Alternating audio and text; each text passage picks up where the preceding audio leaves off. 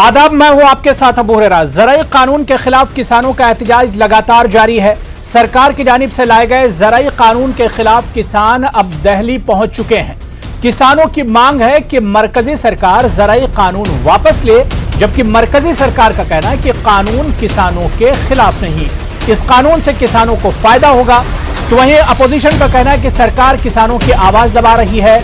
मुल्क का पेट भरने वाला किसान खुद अपने मसाइल से दो चार है, जिसकी वजह से सड़कों पर उतरा है। और सवाल यह भी उठ रहा है, जो सरकार बार बार कह रही है कि इन किसानों को बहकाया गया है, इन्हें गुमराह किया जा रहा है, तो सवाल यह भी है कि इन किसानों को सड़कों पर उतारा गया है या ये खुद से अपने मसाइल लेकर उतरे हैं। आखिर सरकार की क्या कुछ दलील है और किसानों की मांग क्या कितनी जायज है, या किसान जो आज परेशान है इनकी असल परेशानी है क्या? इसी पर हम बात करेंगे, चर्चा करेंगे। बहुत खास मेहमान मेरे साथ जुड़े हुए हैं। बहुत जल्दी अपने मेहमानों का आपसे तारुफ करा देता हूं। मेरे साथ साधना भारती